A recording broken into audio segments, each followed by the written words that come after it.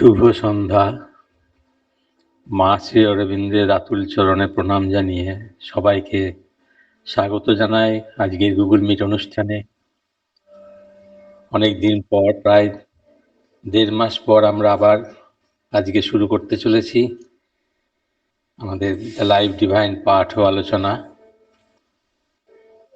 আরো আনন্দের যে আমরা এই বছরে এটা শুরু করছি, বছর শেষ হয়ে আসছে, নতুন বছর আসছে। সবাইকে এজন্য অভিনন্দন জানাই। আজকের আমাদের আলোচনা দ্য লাইফ ডিভাইন, তার আগে মাতৃ আবাহন, ধ্যান ও প্রার্থনা থেকে পাঠ এবং সঙ্গীতের মাধ্যমে। ধ্যান ও প্রার্থনা থেকে পাঠ করে মাতৃ আবাহন করবেন অদিতি পাল।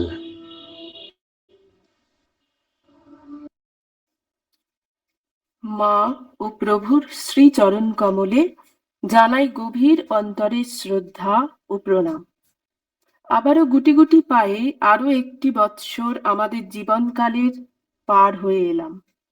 হয়তো সংগ্রহ করলাম বহু নতুন অভিজ্ঞতা, মনে মনে নেওয়া অনেক সংকল্প হয়তো বাস্তব হয়েছে অথবা হয়নি।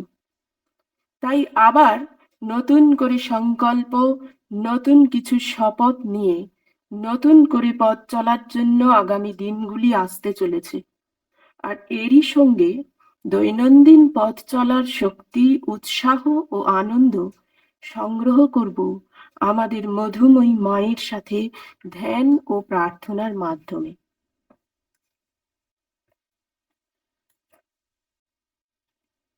নভেম্বর 29, 1913। কেন এই কোলাহল, এই আন্দোলন, এই নিরর্থক অসার বিক্ষোভ? কেন এই ঘূর্ণি মানুষকে নিয়ে ছুটে চলেছে ঝড়ের মধ্যে এক ঝাঁক মাছির মতো? কি করুণ দৃশ্য! এত শক্তির অপব্যয়, এত পরিশ্রম নষ্ট। পুতুলের মতো সুতোর টানে এই যে তাদের নৃত্য, কবে তা বন্ধ হবে? কিন্তু কে বা কিসে তাদের যে ধরে আছে জানেও না তারা। কবে সময় করে স্থির হয়ে একটু বসবে তারা, আত্মস্থ আত্মসংহত হবে, খুলে ধরবে ওই আন্তর দুয়ার, যার পিছনে তাদের দৃষ্টির আড়ালে রয়ে গিয়েছে অমূল্য সম্পদ, তোমার সব অসীম কল্যাণ সব। তাদের অজ্ঞানের আর অন্ধকারের জীবন, তাদের মত্ত চাঞ্চল্যের আর ব্যর্থ বিক্ষিপ্ততার জীবন আমার মনে হয় কি দিনহীন, কি বেদনা ক্লিষ্ট।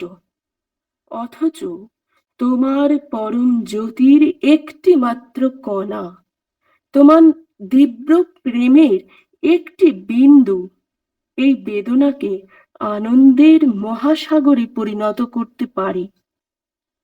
ভগবান, আমার প্রার্থনা তোমার দিকে ছুটে চলে। এখন তারা যেন পায় তোমার শান্তি আর সেই স্থির অদম্য শক্তি, যার উৎস হলো অটল প্রসন্নতা। এ বস্তু তাদের সৌভাগ্য স্বরূপ, যাদের চোখ খুলেছে, যারা তোমাকে দেখতে পেয়েছে তাদের আধারের জ্বলন্ত মণিকোঠায়। কিন্তু তোমার আবির্ভাবের সময় তো হয়েছে, অবিলম্বেই চারিদিকে ধ্বনিত হয়ে উঠবে উল্লাসের উদ্গীতি। সে মুহূর্তের গুরুত্ব বোধ করে পূজারীর মতো আনত আমি। ডিসেম্বর 13, 1913। জ্ঞানের আলো দাও আমায় ভগবান, আমি যেন ভুল না করে বসি। যে অসীম শ্রদ্ধা, যে একান্ত ভক্তি, যে তীব্র গভীর প্রেম নিয়ে তোমার নিকটে যাই আমি, তা যেন আলো ছড়িয়ে দেয়, বিশ্বাস জন্মায়, সংক্রামক হয়ে ওঠে, যেন তারা সকল হৃদয়ের মধ্যে জেগে ওঠে। ভগবান, সনাতন প্রভু, তুমি আমার জ্যোতি, আমার শান্তি। প্রতি পদে আমাকে দেখিয়ে দাও, চক্ষু আমার খুলে ধরো, হৃদয় আলোকিত করো। অকুটিল যে পথ উঠে গিয়েছে সোজা, সেই পথে তোমার দিকে আমাকে নিয়ে চলো। ভগবান, ভগবান, তোমার ইচ্ছা ছাড়া আর কোনো ইচ্ছাই যেন আমার না থাকে। আমার প্রত্যেক কর্ম যেন হয় তোমার দিব্য বিধানের প্রকাশ। বিপুল এক জ্যোতি আমায় প্লাবিত করেছে, তুমি ছাড়া আর কোনো চেতনা আমার নেই। শান্তি, শান্তি, সমস্ত পৃথিবীর উপরে আসুক শান্তি। অসাধারণ পাঠ এবং অসাধারণ সঙ্গীত আমাদের মাতৃআবাহনে। আমরা এবারে শুরু করব দ্য লাইফ ডিভাইন, দিব্য জীবন পাঠ ও আলোচনা। পাঠ ও আলোচনা করবেন শ্রী সুধেন্দু সাহা।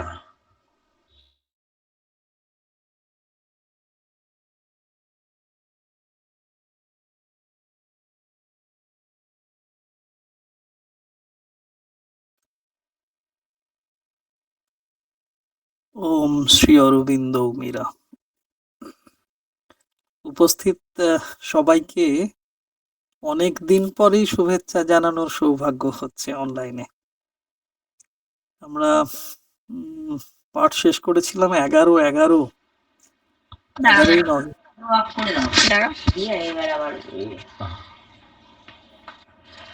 তারপরে আজকে 30/12, অনেকটা 2 মাসই ধরবো। তো অনেক রকম কাজকর্ম চলছিল, ব্যস্ততাও ছিল, এখন উদ্বাস্তু অবস্থা, বঙ্কিম দশা বলা যায়। তো ওই কল্যাণদা অল্প বিদ্যার কথা বলছিলেন, ওটা তো আমাদের কম বেশি সকলেরই আছে, ও নিয়ে আলোচনা নয়। হৃদয়ের সুগন্ধ যখন প্রকাশিত হয় তখনই বোধ হয় বদ্ধ আত্মা মুক্ত আত্মায় পরিণত হয়। যে চৈত্য সত্তার সন্ধান করার চেষ্টা চলছে আজন্ম, সেটা বোধহয় সক্রিয় হচ্ছে। না হলে এই চয়ন কেন, সুচয়ন কেন? আমরা যে অংশ পড়ছি সেটা তো বেশ মজার একটা chapter, the super mind as creator, অতিমানস স্রষ্টি রূপে। আমরা দেখেছি পড়তে পড়তে প্রথম দিকেই যখন আমরা শুরু করেছিলাম,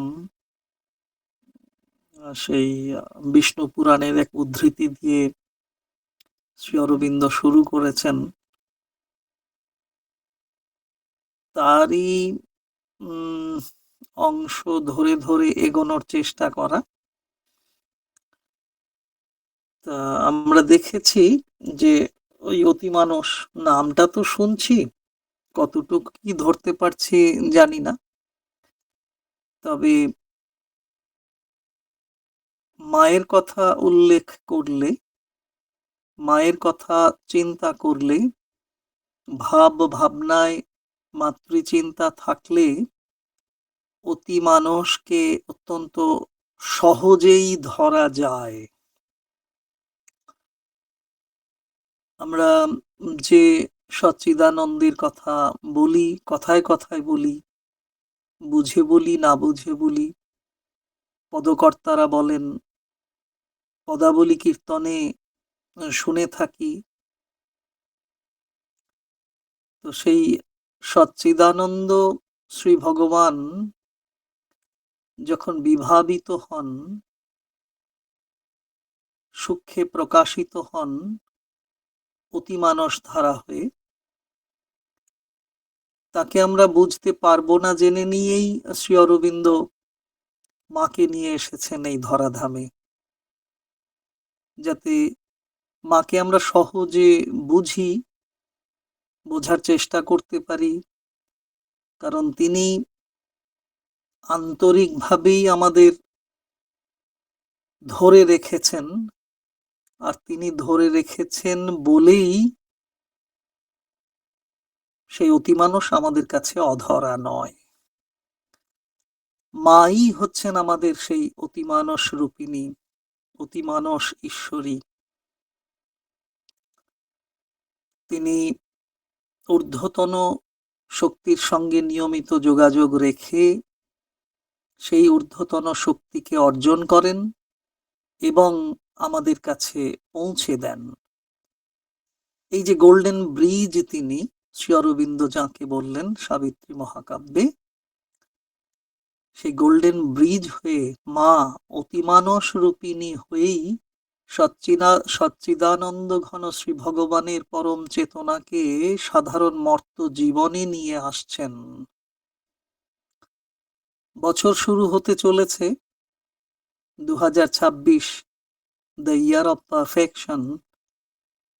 একটু সচেতন থাকলেই এই বছরটিতে আমরা অনেক আলো, অনেক শক্তি, অনেক জ্যোতি, অনেক প্রেমধারাকে অর্জন করতে পারবো।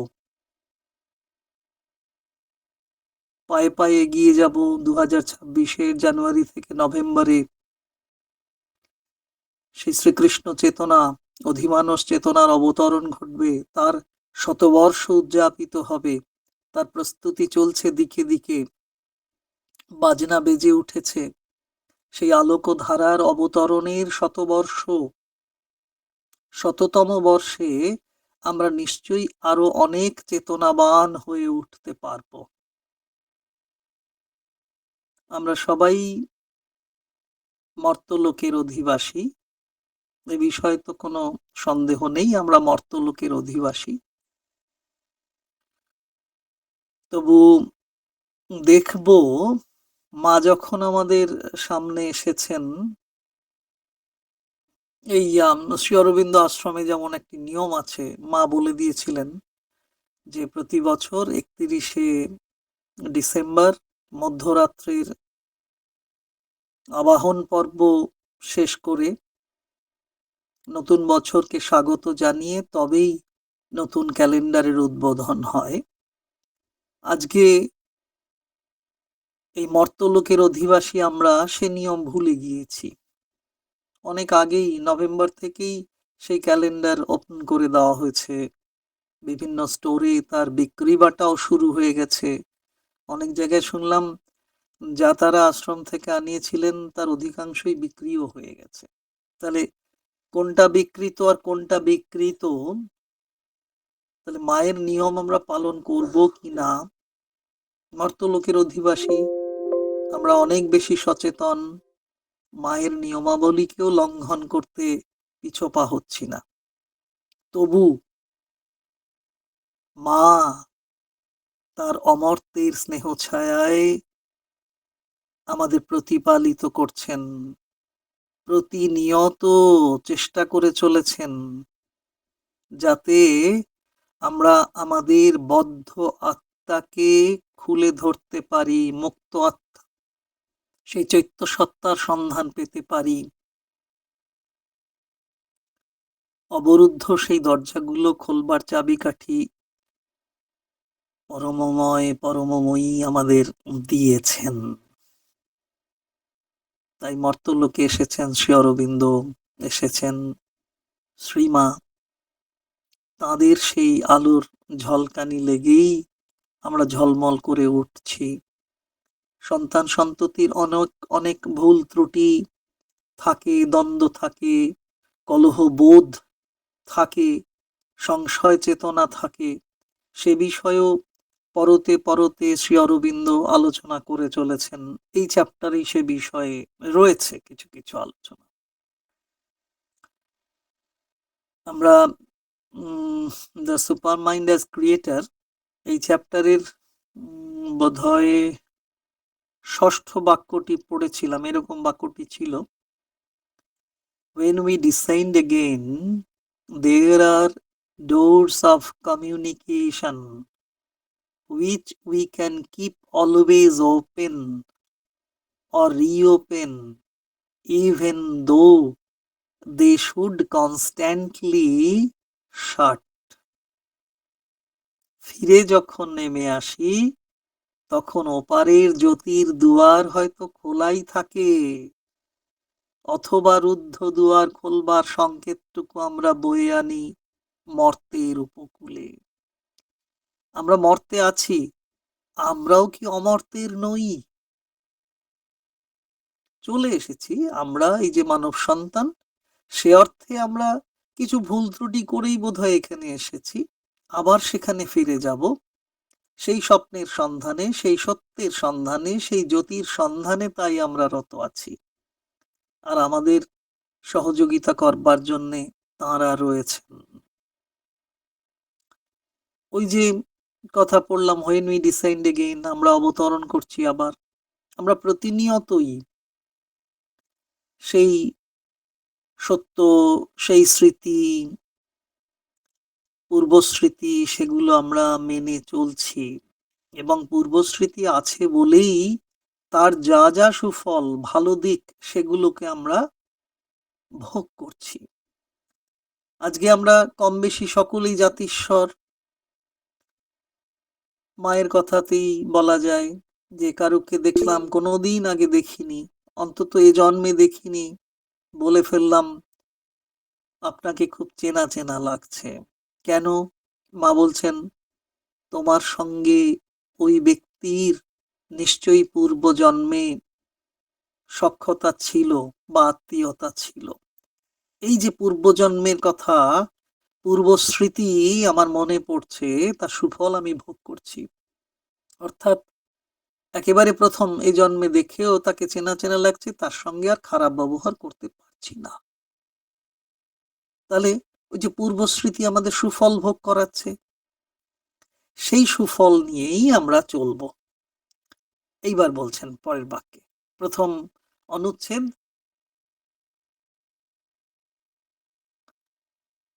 প্রথম অনুচ্ছেদ, সপ্তম বাক্য। দেখি এই জায়গাটা থেকে আজকে পড়া শুরু করি। আমরা এর আগে পড়েছি সেই অতিমানসিক বা অতিমানবিক অভিজ্ঞতার কথা পড়েছি, সুপার হিউম্যান এক্সপিরিয়েন্সের কথা বলে একটু আধটু আলোচনাও হয়েছে। তো আজকে যে বাক্যটি দিয়ে শুরু করছি, দেখা যাক কিভাবে কি করা যায়। অনেকদিন পরে, তবু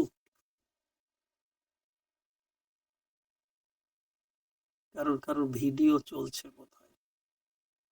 ঠিক আছে, একটু চেষ্টা করবেন অফ করে নিতে, একেবারে বাঁদিকে। ওইটা একটু ঠিক আছে। লিখছেন শ্রী অরবিন্দ এইভাবে, প্রথম অনুচ্ছেদ, ওই দ্য সুপারমাইন্ড অ্যাজ ক্রিয়েটারে তার 14 নম্বর চ্যাপ্টার, তার প্রথম অনুচ্ছেদ, প্যারাগ্রাফের সপ্তম বাক্য।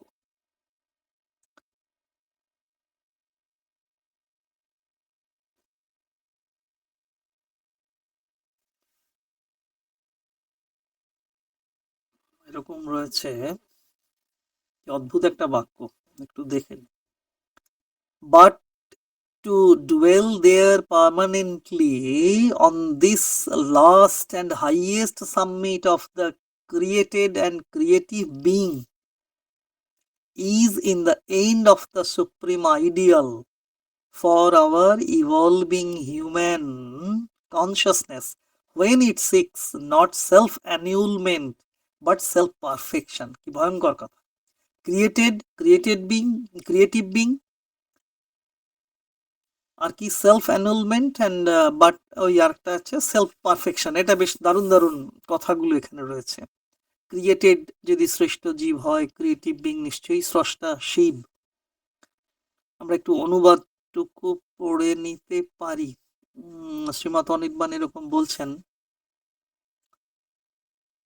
কিন্তু চিরদিনের আসন পাতা ওই ভূমিতে যেখানে আছে সৃষ্ট জীব আর স্রষ্টা শিবের চরম ও পরম ধাম, সেই তো হবে মানুষের চিত পরিণামের পরাকাষ্ঠা, যদি সে খোঁজে আত্মসম্পূর্তির পথ, আত্মবিলোপের নয়। তাহলে চিরদিনের আসন পাতা ওই ভূমিতে, আমরা যে বসবাস করছি, যে অঞ্চলে মর্ত্যলোকে বসবাস করছি, মর্ত্যলোকের অধিবাসী, অভিবাসী আমরা। তো যে মর্ত্যভূমিতে আমরা অবস্থান করছি তা চিরদিনের আসন পেতে রেখেছে আমাদের জন্য। সেখানে সৃষ্ট জীবও আছে, স্রষ্টা শিবেরও অবস্থান রয়েছে। ওই যে ক্রিয়েটেড কথাটা, যদি সৃষ্ট জীব হন, তাহলে সৃষ্ট জীব কারা? আমরা, ভক্ত স্বরূপ যারা, সন্তান তুল্য যারা শ্রী ভগবানের, গুরুর সন্তান, শিষ্য, সেবক, ভক্ত, তারাই হচ্ছেন ক্রিয়েটেড, অর্থাৎ সৃষ্ট জীব। আর ক্রিয়েটিভ বিং হলেন স্রষ্টা শিব, শ্রী ভগবান। সেই ধামই, যে ধামে আমরা অবস্থান করছি, এখানে আমরা যেমন সৃষ্ট জীব হিসেবে রয়েছি, ভক্ত হিসেবে রয়েছি, সন্তান হিসেবে রয়েছি, শিষ্য হিসেবে রয়েছি, সেবক হিসেবে রয়েছি, তেমনি এখানে আমরা সেই সুদর্শন শ্রী ভগবান স্রষ্টা শিবেরও দর্শন পাচ্ছি। তাহলে এ তো ধাম, সেই পরম ধাম। সেই ধামই হলো সর্বোচ্চ চেতনার চিরকালীন ধাম, যেখানে ভক্ত ও ভগবান স্থায়ীভাবে অবস্থান করেন। শ্রী ভগবান অবস্থান করলেন, ভক্ত নেই, তার ভগবানত্ব, শ্রী ভগবানত্ব প্রকাশ কোথায়? তার প্রকাশ কোথায়? আবার ভক্ত আছেন, শ্রী ভগবান নেই, এও বোধহয় এক জটিল কল্পনা। শ্রী ভগবান এবং ভক্ত যেখানে স্থায়ীভাবে অবস্থান করেন, সেটিই সর্বোচ্চ চেতনার চিরকালীন ধাম হয়ে ওঠে।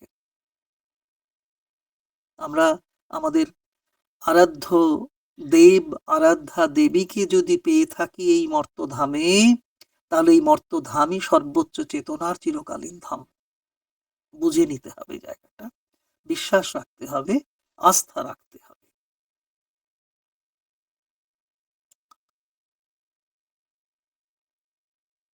ভক্ত ও ভগবানের এই মিলিত ভূমিকে কলুষিত করবার জন্য কালে কালে, যুগে যুগে কিছু বিপরীত শক্তি উপস্থিত হয়েছে, আক্রমণ করেছে। আমাদের মধ্যে আমরা প্রতিদিন বুঝতে পারি যে আমার ভিতরেই সেই শত্রু রয়েছে। আমার ভিতরে যে পবিত্রতা, তাকে প্রতিদিন প্রতি মুহূর্তে পলে পলে কলুষিত করবার জন্য আমারই সত্তার ভিতর থেকে অসুর সত্তা এসে আমাকে আক্রমণ করছে, আমি আক্রান্ত হচ্ছি। ফলস্বরূপ কি হয়? বিঘ্ন বিপদ এসেছে, আমার মানসিক বিভ্রান্তি ঘটেছে, বিকৃতি ঘটেছে, আরাধনা থেকে সরে আসতে বাধ্য হয়েছি, শর্ত আরোপ করছি, এটা করলে এটা করব, ওটা করলে ওটা করব না। অর্থাৎ বিঘ্ন বিপদ আমার মধ্যে এসেছে, আসছে এইভাবে। কিন্তু আমাদের সেই বিঘ্ন চঞ্চলতা বা বিঘ্ন চঞ্চলতা একসঙ্গেও যদি বলি, বিঘ্নই তো চঞ্চলতা আনে। যে চঞ্চলতা শ্রী ভগবানের আরাধনা থেকে আমায় দূরে সরিয়ে রাখে, সেই বিঘ্ন চঞ্চলতা কোনো মতেই মেনে নিলে চলবে না, মেনে নেওয়া যাবে না। সেজন্যই তো শ্রী গুরুর শাসন প্রশাসনের বড় প্রয়োজন। আর প্রকৃতপক্ষে শিষ্য হতে গেলে তো তাই হয়, আনুগত্য যদি না থাকে, প্রশাসিত হওয়ার যোগ্যতা যদি অধিকার করতে না পারেন একজন, তাহলে তিনি শিষ্য হতে পারেন না। কারণ শিষ্য কথাটির অর্থই তো আমরা জানি যে শাসন করার যোগ্য যিনি বা যোগ্যা যিনি, শিষ্য শিষ্যা। তাহলে আমরা চাইবো কি? আমাদের আস্পৃহা কি হবে? আমাদের অভিপ্সা কি হবে? আমাদের আকুতি কি হবে? আমাদের সেই দিব্য চাওয়া কি? না, আমরা চাইবো নির্বিঘ্ন অচঞ্চল চৈতন্য ক্ষেত্র, যেখানে কোনো বিঘ্ন নেই বিপরীত শক্তির, যেখানে কোনো চঞ্চলতা নেই, অবিদ্যার কোনো চঞ্চলতা নেই। তাহলে বিঘ্ন নেই, নির্বিঘ্ন, চঞ্চলতা নেই, অচঞ্চল। আর যে ক্ষেত্র শ্রী গুরু, শ্রী ভগবান এবং ভক্তের উপস্থিতিতে প্রজ্জ্বল এবং নির্বিঘ্ন অচঞ্চল হয়েছে, সে তো সেই উচ্চধাম চৈতন্য ক্ষেত্র। সে পথ কিরকম? সেই পথ শ্রী অরবিন্দ যেটা বলছেন, সে পথ হলো সেলফ পারফেকশনের, আত্মসম্পূর্তির পথ। কোনো মতেই সেটা সেলফ অ্যানিউলমেন্টের নয়, অর্থাৎ আত্মবিলোপের পথ নয়। এই ধামে আমরা আছি, পরম পবিত্র ধাম, জ্যোতির্ময় এ ধাম। এই ধামে আমরা আত্মসম্পত্তির প্রচেষ্টায় প্রতি মুহূর্তেই রত আছি, কোনোভাবেই আত্মবিলোপ করার জন্য নয়।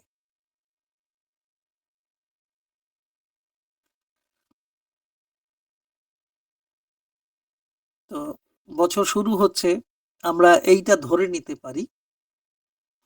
বিকেলের দিকে বুদ্ধদা ফোন করেছিলেন যে এরকম একটা বাণী, তো আমাদের এটাই বাণী আজকের, আগামী বছরের বাণী এটাই হতে পারে, আমাদের নববর্ষের নবজীবনের বার্তা হতে পারে।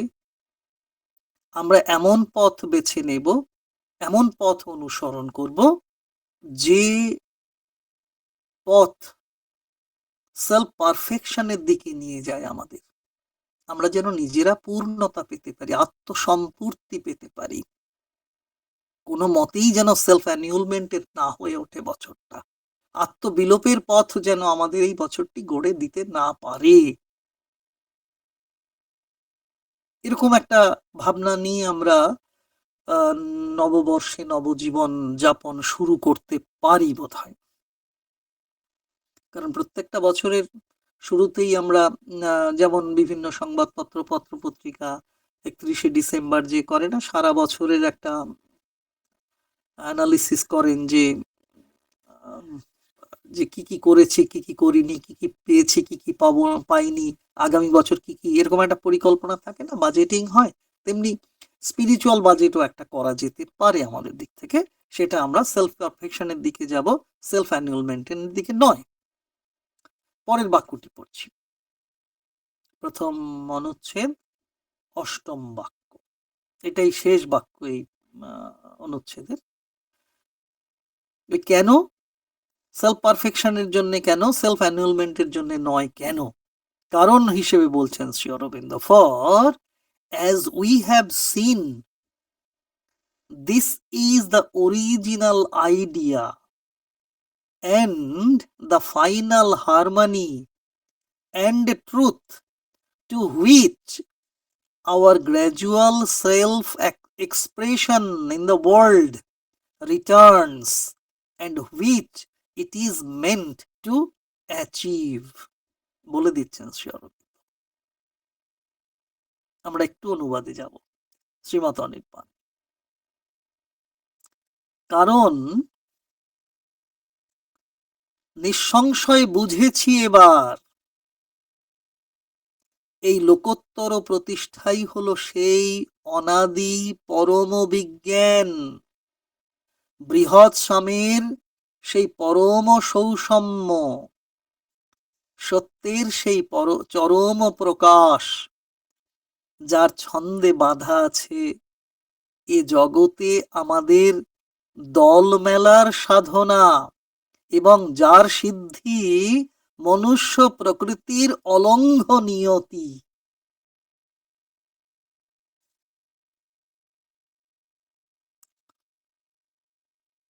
মনুষ্য প্রকৃতি মরণশীল ক্রিয়ায় সীমাবদ্ধ হয়ে আছে, একেবারে স্বতঃসিদ্ধ, মানতেই হবে। কি না, আমাদের যে প্রকৃতি, মনুষ্য প্রকৃতি, মনুষ্য যখন তার প্রকৃতি মনুষ্য প্রকৃতি, আমরা মরণশীল ক্রিয়ায় সীমাবদ্ধ হয়ে আছি, যাব সেই মনুষ্য প্রকৃতিকে অতিক্রম করার জন্যই শ্রী গুরু আমাদের সামনে উপস্থিত হন। আমরা এখনো সীমাবদ্ধ হয়ে আছি, তাকে কে বাঁধিয়ে দিয়েছে না? নিয়তি।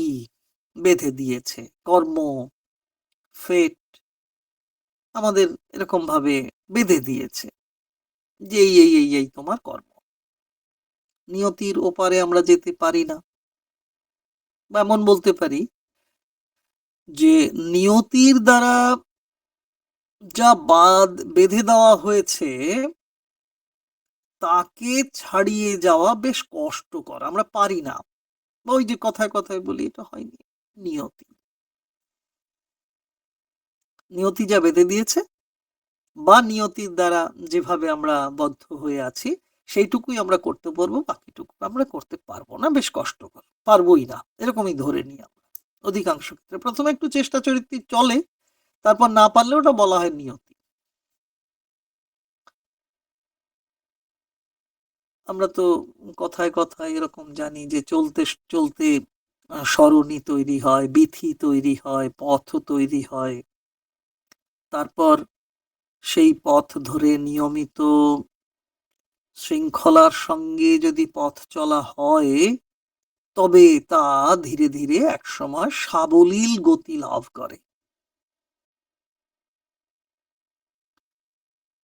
সেই সাবলীল পথ চল মাথার মধ্যে ঘুরছে, আমাদের সেন্টার ব্রাঞ্চের কথাগুলোই ঘুরছে, সেই জন্যই এই কথা বোধহয় এসে গেল যে সেই সাবলীল পথ চলার মধ্যে কি থাকে?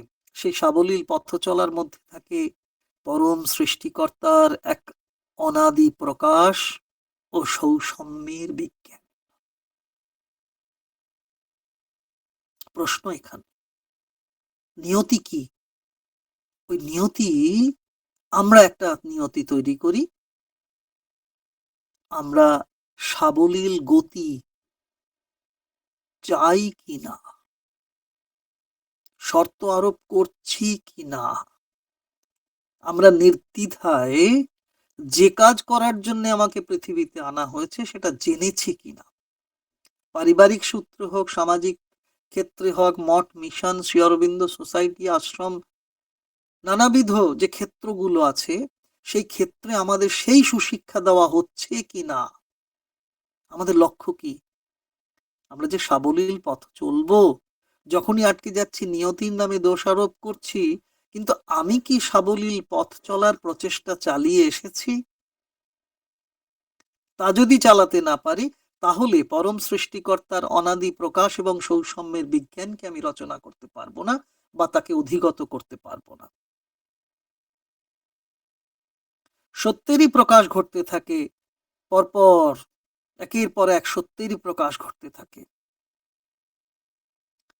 আমরা একক বা সমবেতভাবে প্রচেষ্টা চালাতে পারি, চালাতে থাকিও। অনাদি বিজ্ঞানের সত্যকে যাতে যথাযথভাবে জীবনের ছত্রে ছত্রে তুলে ধরতে পারি তার একটা চেষ্টা থাকে। চেষ্টা যখন একটি গতি লাভ করে, সাবলীলতা, তখন প্রচেষ্টায় রূপান্তরিত হয়, উন্নততর ভাবচেতনা তার মধ্যে বিরাজিত হয়। সেই প্রচেষ্টা সাধনা ছাড়া কিছু নয়। একজন চেষ্টিত হচ্ছেন একটি সুফল অর্জনের জন্যে, সাবলীল পথ চলাকে তৈরি করার জন্য তিনি চেষ্টা করে চলেছেন, এটা সাধনা ছাড়া কিছু নয়। এক দীর্ঘকালীন অনুশীলন না হলে তা হতে পারে না। তো সেই প্রচেষ্টাই যদি আমাদের সাধনা হয়ে থাকে তাহলে সাধনার পথ ধরে চলতে থাকলে কি দেখব? আমরা লক্ষ্য করব ওই যে প্রচেষ্টা চলেছে, তার মানে সাধনা ছাড়া তা কিছু নয়। তাহলে সাধনার পথ ধরে চলতে থাকলে লক্ষ্য করা যাবে এক সময় কি না, একের পর এক পূর্ণতার দিকে এগোনো হচ্ছে, ওই সেলফ পারফেকশনের দিকেই আমরা এগোচ্ছি। এতদিন যা আমাকে সেলফ অ্যানিউলমেন্টের দিকে নিয়ে যাচ্ছিল, আত্মবিলোপের পথের দিকে নিয়ে যাচ্ছিল, প্রচেষ্টা এসে, সাধনার ধারাবাহিকতা এসে আমাকে আত্মপূর্ণতার দিকে এগিয়ে নিয়ে চলেছে। এই হচ্ছে সেই অরিজিনাল আইডিয়া। মূল ধ্যান ধারণা এই যে আমরা আর ধ্বংসের পথে নয়, আমরা সৃষ্টির পথে এগোচ্ছি। ব্যক্তি, আমরা সকলেই এক একজন ইন্ডিভিজুয়াল, তো ব্যক্তি তার ব্যক্তিক পূর্ণতা পান,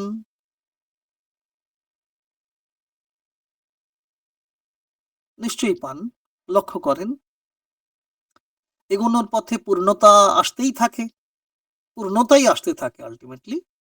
এগোনোর পথ এগোতে থাকলে পূর্ণতাই আসতে থাকে একের পর এক, সেটা অনুভব করেন।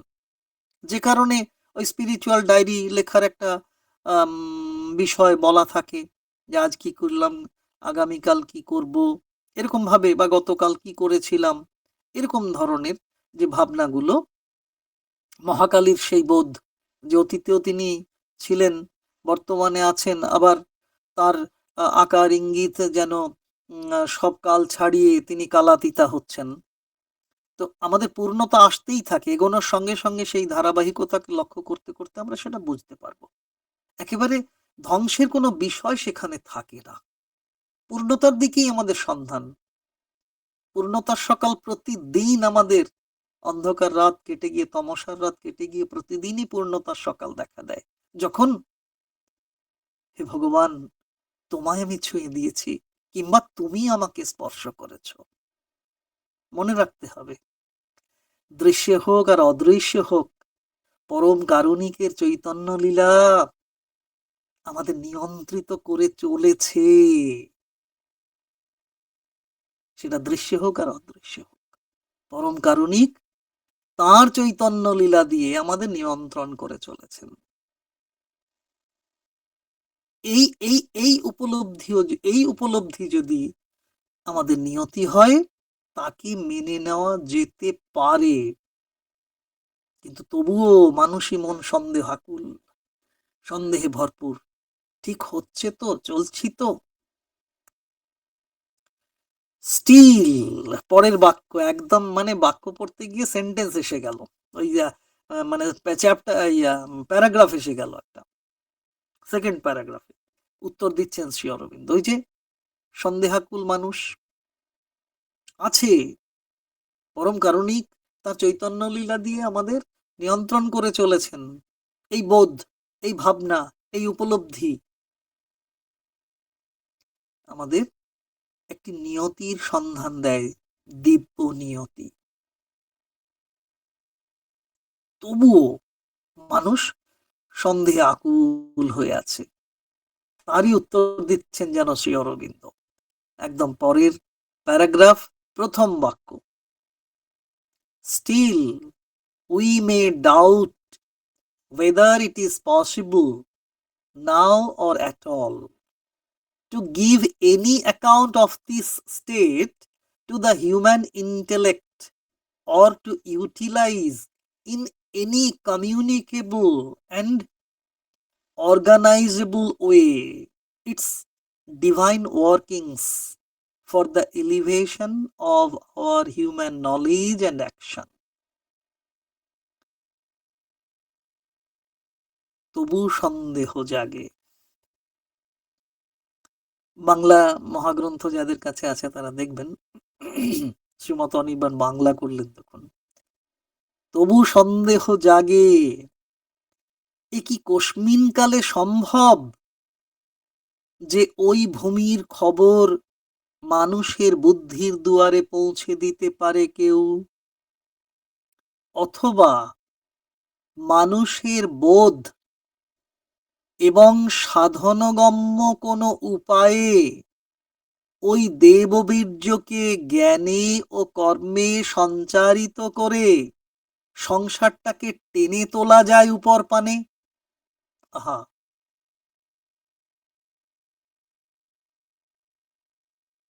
এই যে সংশয়, এই যে সন্দেহ, এ তো চিরকালীন।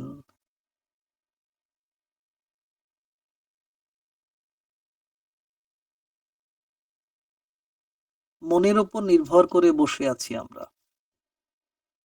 যা কিছু মনে হয়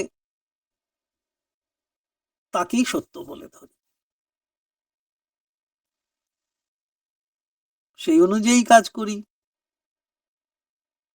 অথচ মন যে একেবারে ক্ষুদ্র সীমায় রয়েছে।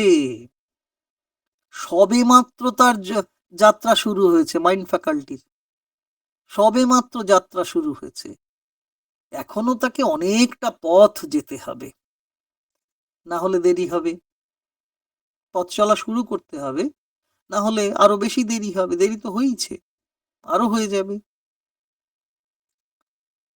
তখন যদি সংশয় আসে, সন্দেহ আসে, সন্দেহের দোলাচল পথ চলতেও বিঘ্ন ঘটাবে। ভীতি আসবে, আসবে সংকট।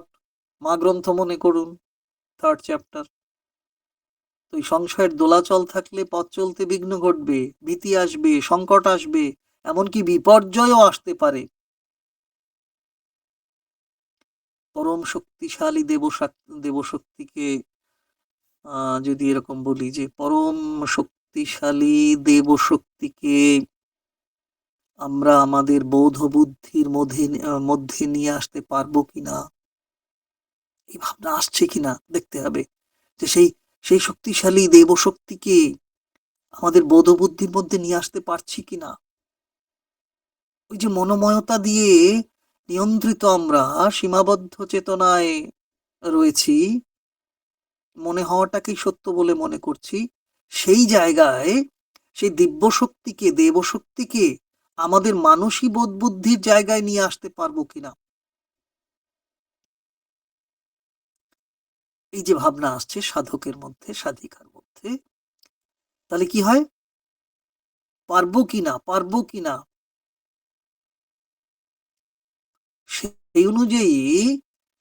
সেই অনুযায়ী সর্বাঙ্গ সুন্দর কাজে রত থাকতে পারবো কিনা ভাবছি। অর্থাৎ দেবশক্তিকে যদি আমাদের বোধ বুদ্ধির মধ্যে নিয়ে আসতে পারি, আমাদের সাধারণ নিম্নগতি সম্পন্ন, নিম্ন ভাব সম্পন্ন মানসী বোধ বুদ্ধির জায়গায় যদি দেবশক্তিকে স্থান দিতে পারি, তাহলে দেবশক্তির চিন্তা ভাবনাই আমার ভাবনা হয়ে উঠবে। তখন সব কাজ সর্বাঙ্গ সুন্দর হবে, সেই কাজে আমরা রত থাকতে পারবো। এ বিষয়ে ভাবছি। এই যে ভাবনা এসেছে, এই ভাবনা কি হয়, এই ভাবনা মূল শক্তিকে, মূল প্রেরণাকে ধরতে না পারার এক দুর্বলতা। এই ভাবনা মূল শক্তিকে ধরতে পারছি না বলেই আমরা এরকম একটা ভাবনা ভেবে ফেলছি যে পারবো কিনা, সর্বাঙ্গ সুন্দর কাজে রত থাকতে পারবো কিনা, আমাদের মানসী বোধ বুদ্ধির মধ্যে জায়গায়, মানসী বোধ বুদ্ধির জায়গায় দেবশক্তির ভাব চিন্তাকে গ্রহণ করতে পারবো কিনা। এগুলো একটা দুর্বলতা, আমাদের ধরতে না পারার দুর্বলতা। যে সর্বোচ্চ এবং সর্বশক্তির মূল, সেই অমোঘ সর্বোচ্চ কি বলবো, এবং সর্বশক্তির মূল ধরে নিতে পারলে আমাদের পার্থিব সংসার যাত্রা দৈবী স্রোতে ভাসতে পারে। পেরে উঠি না, পারিনি। অথচ সেই সর্বোচ্চ এবং সর্বশক্তির মূল যদি একবার ধরতে পারতাম, তাহলে আমার এই যে সংসার যাত্রা, অনিয়মিত যাত্রা, তাকে আমি উন্নতির সোপানে নিয়ে যেতে পারতাম। সংসার কর্ম তখন আর দিন যাপনের গ্লানি থাকবে না। সেই রবীন্দ্রনাথ, দিন যাপনের গ্লানি শরমের ডালি হয়ে থাকবে না আমার মানসী জীবনযাত্রা, সংসার কর্ম। যদি সেই সর্বোচ্চ এবং সর্বশক্তির মূলকে ধরতে পারি, সেই অনুযায়ী আমার চলাচলকে প্রস্তুত করতে পারি। মানসী জ্ঞান এবং কর্মে দিব্য জ্ঞান ও দিব্য কর্ম যেন নিয়ে আসতে পারি। সাধকোচিত ভাব ধরিয়ে দেন মা, যে মানসী জ্ঞান এবং কর্মে দিব্য জ্ঞান, মানসী জ্ঞানের জায়গায় দিব্য জ্ঞান, মানসী কর্মের জায়গায় দিব্য কর্ম আমরা যেন নিয়ে আসতে পারি। সেই রূপান্তরের কথা তো সেই যে উদ্দেশ্য, যে আমাদের মানসিক কর্মের জায়গায় দিব্য কর্মকে স্থাপন করা, মানসিক জ্ঞানের জায়গায় দিব্য জ্ঞানকে স্থাপন করা, এটা নিশ্চয়ই সৎ উদ্দেশ্য, মহৎ উদ্দেশ্য। তা সেই সৎ মহৎ উদ্দেশ্য নিয়েই তো আমরা পথ চলছি। সাধন পথ তো তাই সৎ এবং মহৎ। সাময়িক ত্রুটি বিচ্যুতি খানিকটা পিছিয়ে দিচ্ছে, এটা ঠিক। প্রত্যেকেই আমরা বুঝতে পারছি যে কিছু কিছু ত্রুটি বিচ্যুতি আমাদের আছে, আমরা পিছিয়ে পড়ছি। এ কথা একেবারে যে ভুল তা তো নয়, খুব সত্য কথা, ঠিক কথা। তবে সম্ভাবনা আছে আমাদের মধ্যে। হুম? দিব্য বীজ তো আমাদের মধ্যে নিহিত আছে। আমাদের পথ চলা তাই থামানো যাবে না কিছুতেই। পথ চলা থামানো যাবে না। পথ চলতে চলতেই সেই সত্যের অনুভূতি আমরা পাবো। পথ চলতে চলতে কর্মসাধনার মধ্য দিয়েই দিব্য কর্মকে অর্জন করতে পারবো, দিব্য জ্ঞানকে অর্জন করতে পারবো। পথ চলতে হবে, থেমে গেলে হবে না।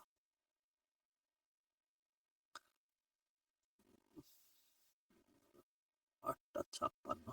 আজ এইটুকু থাক, পরের বাক্য আর ধরবো না।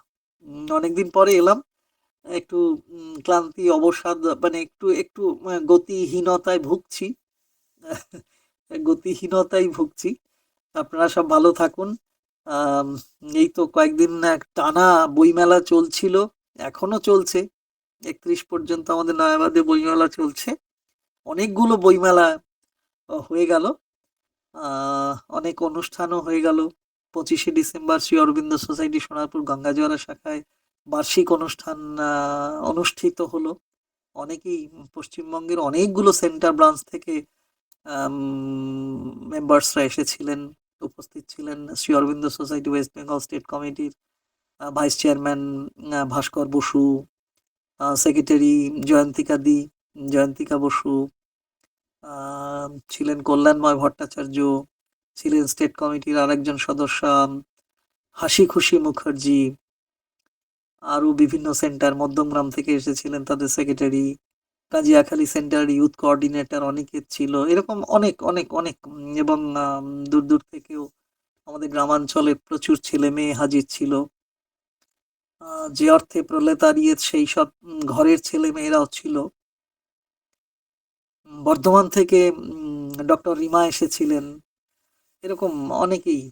তো অনেককে আবার মিসও করেছি, তো সেজন্য দুঃখ নয়।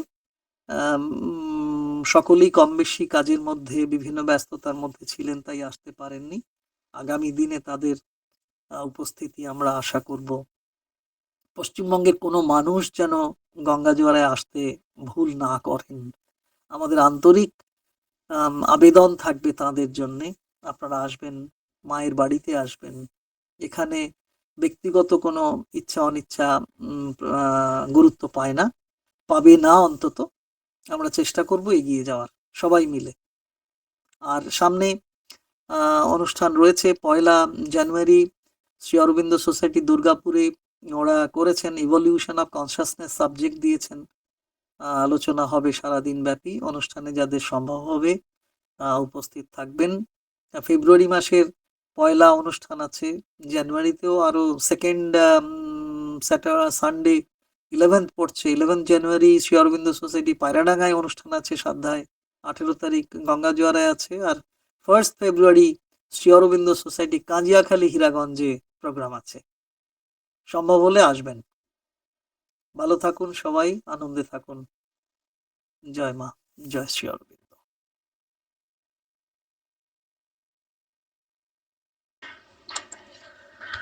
মায়ের করুণায় বর্ষ শেষে আমরা অসাধারণ পাঠ, সঙ্গীত এবং আলোচনার মাধ্যমে আজকের অনুষ্ঠান আমরা শেষ করতে চলেছি। যদি কেউ কিছু বলতে চান তো বলতে পারেন।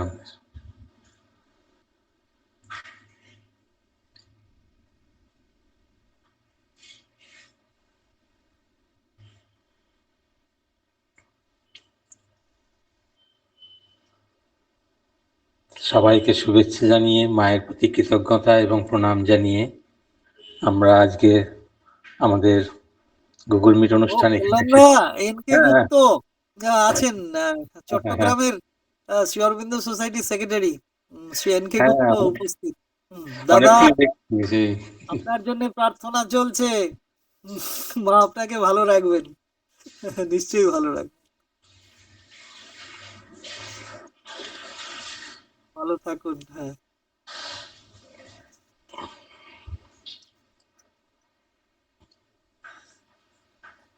উনি মিউট হয়ে রয়েছেন, তাই ওনার কথাটা শোনা যাচ্ছে না। দাদা একটু মাইক্রোফোনটা অন করে নিন, বাঁদিক থেকে দ্বিতীয় ঘরটা একটু চেপে দিন, আপনার কথাটা শুনতে। হ্যাঁ, এই আমার তো হাতটা এবার। ডান হাত ডান পা চালাতে অসুবিধা হয়। এখন কি দেখতে পাচ্ছেন? হ্যাঁ হ্যাঁ, দাদা, শুনতে দেখতে দুটোই হচ্ছে। হুম, হুম। আচ্ছা, যাই হোক, আমার ডান হাত ডান পা দুটোই একটু আগের চেয়ে ভালো হয়েছে। আমার স্ট্রোক এবং অ্যাটাক দুটোই হয়েছে। হ্যাঁ আমি সেদিন বলছিলেন তো, হ্যাঁ সেদিন বলছিলেন। হ্যাঁ, যাই হোক, আপনাদের সকলের আশীর্বাদ কামনা করি সেটা কি এর মধ্যে। আশীর্বাদ না, আশীর্বাদ তাঁদের, মা শ্রী অরবিন্দের। আমরা প্রার্থনা করতে পারি, শুভেচ্ছা রাখতে পারি দাদা। আচ্ছা, নিশ্চয়ই thank you. শুভেচ্ছা আছে সবার জন্য। আপনার কথা আমি Okay. অনেককেই বলেছি। আচ্ছা, ভালো থাকবেন দাদা। Thank you, thank you, thank you. আমাদের অনুষ্ঠান আমরা এখানে শেষ করছি। শুভরাত্রি।